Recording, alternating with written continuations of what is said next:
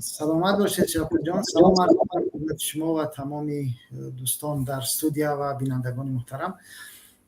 راستی موضوع خیلی موضوع مهم است، ولی من فکر میکنم اگر یک کم به مسئله جدی‌تر نگاه کنیم، واقعا امروز همین شکل مناسبت تفریقه یا بهترش بگویم نفرت پراکنی جزئی برنامه‌های استراتژی حکومت ما شده است و این یک مشکل کلانی را با وجود آورده است که دیگر مردم نمیتوانند به آسانی با چنین روش به وحدت برسند. شما یک بار تصور کنید وقتی که خود پرزیدنت در برنامه آشکار در تلویزیون برآمد میکند و میگوید به وزیراش که من میدونم شما کی بودید، شما خودتون میدونید که کی بودید، کی شما را آورد وظیفه داد آدم کرد.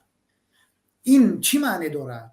این معنی این را دارد که شما هیچ کسی و این نفرت پراکنی است در بین مردم. میگه که اینا به مردم آشکارا میخواهد بفهماند که اینا دزدند، چون به اینجا رسیدند، اینا با دزدی و با همین چیزا به اینجا رسیدند و در نزد مردم اینها رو اصلا نفرت رو الکی نسبت به اینا به وجود آورد.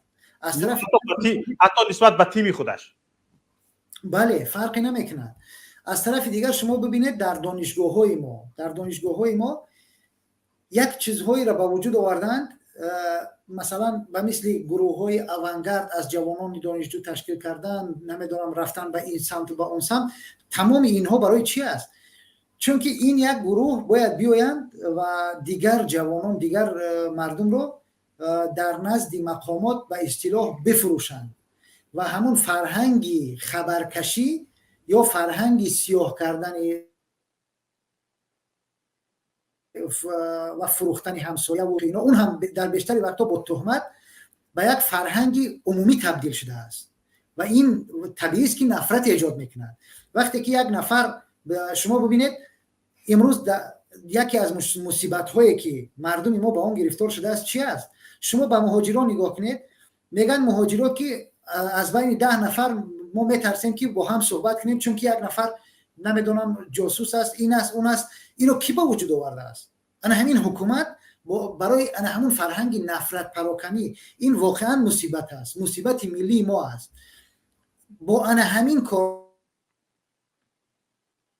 کارهاش حکومت میخواهد بین این مردم نفرت پراکند و مردم را نسبت به دیگر بدبین و بی‌اعتماد کند و هدف حکومت همین است و به همین راه به یک جای رسیده است که امروز دیگر نمیتواند مردم نه به حکومت باور دارند نه به همدیگر باور دارند. این مشکل به وجود آمده است و شما میبینید که مردم در جامعه ما با مثلا وقتی که اگر در گذشته شما نگاه کنید، حتی در زمان شوروی اگر یک نفر می آمد و مثلا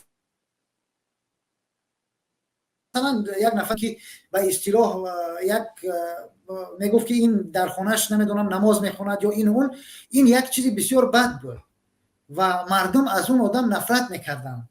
ولی امروز این را، حتی همین را به یک افتخار تبدیل داده است این حکومت. کسانی که به چنین عملهای ننگین دست میزنند امروز در نزد حکومت از جایگاه برخوردارند، از مقام برخوردارند، به اونها یک امکانات‌های داده می شود و این است که مردم را نسبت به همدیگر، نسبت به همسایه، نسبت به هم بدبین کرد. پراکنی در حکومت ما خیلی وقت است که ادامه دارد متاسفانه. مسئله دومی که ما باید این را توجه کنیم، واقعا هم برای ما امروز خیلی مهم است، یک چیز است. حکومت توانسته است که بین گروه‌های مختلف یک چیز رو به وجود بیارد. شما خاموش باشید، من با شما کار ندارم، من حالا با اون کار دارم. من مثلا من نهضتی رو میزنم، باید تو فلانی نمیدونم گروه دیگر خاموش باشی. ولی فراموش کردیم که در سال 2015 وقتی که حکومت نهضت رو بست، بعداً چقدر سازمان ها، رسانه ها همه رو سرکوب کرد. ولی همین روشی هست که حکومت استفاده میکند، یک گروه رو در مقابل دیگرش قرار میدهد، یک مجموعه رو در مقابل مجموعه دیگر قرار میدهد. ما نباید نسبت به تقدیر همدیگر به تفاوت باشیم. اگر شما نگاه کنید در یک جامعه وقتی که ارزش ها جای خودشون عوض میکنن، ارزش ها جای خودشون عوض میکنن، چی به وجود میاد؟ مثلا شما نگاه کنید، همین خبرکشی یا اینکه تهمت زدن به یک ارزش تبدیل شده است در جامعه ما. متاسفانه برای آنکه یک گروه آمدن برای خبرکش ها، برای به اصطلاح حالا همون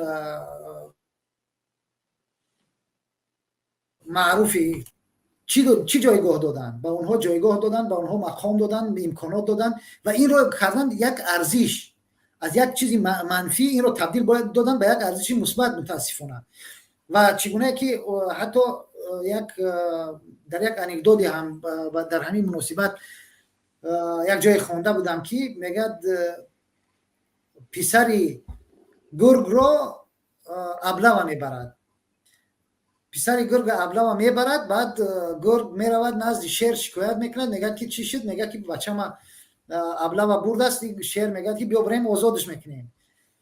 وقتی که با هم میروند شیر و گرگ به نزد همون مسئولین میدرویند، هر چی که میکنن با جواب نمیتیم. پسری گرگا گردن میویند، در راه میویند که بوز میبینن. بوز میگه که چی گپ است؟ میگه که گرگ شیر شما تا زیغ رفته ایستاده. میگه که همین پسری گرگا گفتیم خلاص کنیم نتونستیم خلاص کرده. میگه بیا بریم من خلاص میکنم مزیر، من نجات میتیم پسری گرگا. بوز میرود وارد همون بینا میشود، بینای مقامات میشود و از اون طرف میبروید. پسری گرگا میورد با دست شیر و گرگ میسپارد، میگه نه گیرید برید مثلا تمام شما من خلاص کردم پسری گرگا. بعد میگه خب همین قصه رو میگه شما با دو نفر آدم ما شیر و گرگ نتونستیم تو بوز تونستی، میگه چیزا این کار کردن. بعد بوز میگه که اون دوره شیر و گرگ تمام شد رفت، و دوره بوزا است. یعنی این انکدوت در جامعه ما با وجود آمده است. شما میدونید چی معنی دارد؟ یعنی این به فرهنگ تبدیل شده است و این مصیبت است و این واقعا مصیبت ملی است. به جای جوانمردی، به جای جسارت، به جای شجاعت، به جای همه اینها فرهنگی همین بزی نمیدونم فرهنگ شده است و ارزش تبدیل داده شده است. نمیدونم ما با این شکلی که رفته ایستادیم واقعا هم برای ملت ما این یک مصیبت بزرگ است که شما تصور کنید وقتی که یک ملت نه شجاعت دفاع از خودش میموند، نه شجاعت دفاع از همسایش میموند، حتی نه شجاعتی از دفاع از ناموسش برای او باقی میماند، او به کجا میرود؟ با چنین فرهنگ سازی، یعنی این روشی است که حکومت ما امروز میسازد، این فرهنگ است که حکومت ما ساخته است و در جامعه ما علاقه به ارزش تبدیل داده شده است اینها. و این مصیبت است، واقعا مصیبت بزرگی است که امروز دامنگیر ملت ما گشته است و متاسفانه ما نباید اینا نادیده بگیریم. یعنی حالا شاید زیادی بعد صحبت کردم در وقتی دوستانم گرفتم، ولی واقعیت همین است. ما نباید بگذاریم که یک گروه ارزش‌های ضد ارزش‌ها را به ارزش تبدیل بتیان و بیایند به جای شجاعت یک ارزش دیگری رو حاکم کنند و این مصیبت ما است و ما نباید به مردم اجازت بدیم که بروند به این سمت. ما باید با مردم بفهمانیم، با مردم صحبت کنیم، بیشتر مردم را آگاه کنیم که بیایند دنبال این ارزش ها. ولی متاسفانه حکومت واقعا هم در چند سال اخیر با راه‌های مختلف تونسته است که همین ضد ارزش ها را به ارزش تبدیل دهد. جایگزین کنه، تبدیل نداده است. اینا هیچ وقت ارزش نمیشوند، ولی جای ارزش ها را یک ضد ارزش میگیرد. متاسفانه این چیزها کم نیستند در جامعه ما و اینها باعث تفریقه هستند. اینها هستند که در جامعه نفرت زیاد میکنند و به جز نفرت چیزی به وجود نمیارند. و در هیچ جامعه یک چیز واقعیت است، اگر در جامعه فقط نفرت پراکنده می شود، چه از طریق رسانش باشد، چه از طریق نمیدونم مکتب و دانشگاه و وزارت‌های علمی و فرهنگیش باشد و چه از طریق وزارت‌های قدرتیش، در اون جامعه خشونت رشد میکند و این عاقبت دامن اون حکومتداران رو میگیرد. اگر در جامعه محبت پرورش یابد یا این محبت پراکنده شود، محبت به مردم نثار گردد، مطمئن باشید این جامعه رشد میکند و محبت در اون جامعه جایگزین تمام چیز میشود و حتی که مردم نسبت به همون رهبریت کشور یا همون مسئولین هم یک محبت و صمیمیت پیدا میکنند. ولی در غیر این صورت شما مطمئن باشید که این نفرت پراکنان دامن همون نفرت پراکنان رو هم روزه خواهد گرفت. درست. من واقعا تشکر میکنم از اکای علیم که واقعیت های بود که من اگر میگفتیم ما یک طرز بود که ما نمیتونستیم گفته. واقعا هم درباره اون چی که بعضی ها درباره نهضت میگفتن یا درباره اون که تکمیل کردن اکای علیم که نهضت واقعا یک سپر بود برای خیلی ها در داخل، ولی اینا اعتراف نمیکنن متاسفانه. ولی آنها میگن که در نوبت خود آنها نیز برای نهضت سپر بودن در رسانه های خود. بله من در داخل یک همکاری خوب با جامعه شهروندی داشتیم نهضت اسلامی تاجیکستان و این بدون این امکان نداشت پیش رفتن و یک چیزای نسبیه که در اون مدت به دست آورده بودیم در داخل تاجیکستان، یک آزادی‌های نسبی و یک چیزایی که جامعه شهروندی وقتی که حزب نهضت اسلامی تاجیکستان در تاجیکستان بود، جامعه شهروندی تا حد وجود داشت. بله و یک چیزای وجود داشت که سازمان‌های بودن مثلا همکاری می‌کردن. بله. یا سازمان‌های مثلا در همکاری بود یا مقصد روز با چیزای خبرنگاری خیلی همکاری ها بود، حزب‌های سیاسی بود، همه اینها تاثیر داشتن و اینها همکاری ها وجود داشت. ولی در امروز وقتی که مثلا در نهضت اسلامی تاجیکستان در بیرون قرار دارد و بعضی ها حتی وجود نهضت اسلامی تاجیکستان رو در اینجا فکر میکنن که بر ضرر آنها است، میخوان این از بین برود. حالا ما فقط همین میگیم که واقعا هم ما با فکر این نیستیم که یا کسی رو منع کرده باشیم از تشکیل یک سازمان یا یک گروه یا کسی رو از مبارزه با این حکومت یا رژیم رحمانوف منع کرده باشد نهضت اسلامی تاجیکستان. برعکس ما طرفدار این بودیم، در داخل هم طرفدار میگفتیم، اینه حاضرم میگیم همیشه که یک نیروی قوی دیگر و با یک به اصطلاح با رویکرد جدید، با برنامه جدید، با فکر جدید بیاید روی کار و مبارزه را پیش ببرد. ما آماده ایم که حتی با اونها همکاری کنیم، با اونها شریک بشویم اگر قبول کنند. اگر قبول هم نکنند بگذار ما را در نظر نگیرند، ولی حداقل مبارزه ما بدون ما پیش ببرند. یک سوال دارم من به شما اکای بابا جان، شاید سوال آخرین باشد. حالا شما با این دعوای لیکن ایده هم به این دعوا هستند که این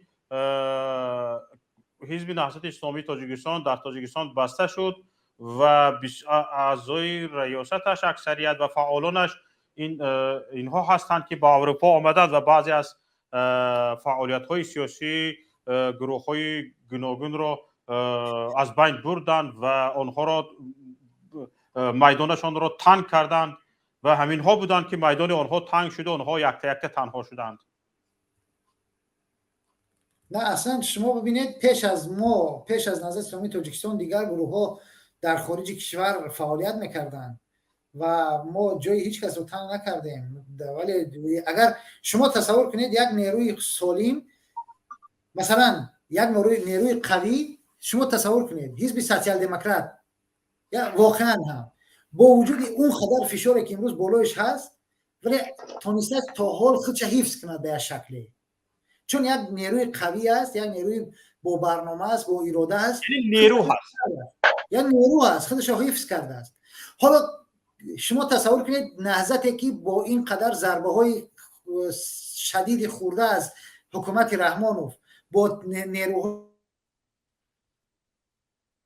زخم خورده، با این قدر به اروپا آمده است، چگونه میتواند یک نیروی قوی را از بین ببرد؟ شما همین تصور میکنید؟ اگر بخواهد هم، در حالی که نهضت اسلامی تاجیکستان منفعت دار نیست که هیچ گروهی از بین برود. نهضت اسلامی تاجیکستان منفعت دار نیست که همه نیروهای در خارج بوده بیایند در مثلا زیر پرچم نهضت قرار بگیرند. برعکس ما جانبدار آنیم که یک نیروی سالم قوی به وجود بیاید و پرچم مبارزه را از دست ما بگیرد، پیش برود و در آینده حتی ما بتونیم با اونها باشیم. واقعا هم حتی امروز هم نهضت به یک گونه سپر شده است برای خیلی ها، برای دیگر سازمان ها. ولی ما طرفدار این هستیم که بعضی یک نیروی سالم پیدا شود، بیاید این پرچم مبارزه را بردارد و اینقدر ما ضربه نخوریم دیگر از حکومت. بعضی سازمان ها و حرکت ها و چیزهای قوی تر از ما باشند. در پهلوی حزب نهضت اسلامی تاجیکستان، در پهلوی پیمان ملی تاجیکستان دیگر احزاب و گروه های قوی باشند، هجوم رقیب هم به این همه احزاب و گروه های مقتدر تقسیم می شود و ضربه را حزب نهضت اسلامی تاجیکستان و هم پیمان ملی تاجیکستان کمتر می‌خورد. بله طبیعی است. بله اگر یک نیروی قوی‌تر یا چند نیروی قوی‌تر در کنار ما باشد، طبیعی است که ضربه تقسیم می شود و ما هم دیگر فقط همه ضربه ها به ما روانه نمی شود و اینا طبیعی است که ما اینا میخواهیم، ما جانبدار این هستیم و هر نیروی سالم و چی میگن سالم فکر اصلا همین چیزا فکر میکند و میخواهد این را و حکومت هم این درک میکند. برای همین از طریق یک شخصیت های حالا نمیدونم شاید آگاهانه یا ناآگاهانه میخواهد که انا همین یک نیروهایی که امروز کم و بیش وجود دارند از هر مبارزه میبرند اینها را به جان هم باندازند و یا اینکه حداقل به یک راههای مثل همون شما میگید با گویا که نهضت پیش راهی بعضی ها رو میگیرد، میخوان از حتی همین هم از بین ببرند و از صف مبارزه خارج کنند. در اصل همین خیلی فهمیده میشود متاسفانه. ولی در اصل در واقع اگر بگیریم شما درست نگاه کنیم، من فکر میکنم که بدنی یک نیروی سالم دیگر نه تنها به ضرر نهضت نیست، بلکه به نفع نهضت است، به نفع پیمان ملی است، به نفع گروه 24 است، به نفع تمام نیروها است و ما واقعا من اینو میگم که ما جانبدار این هستیم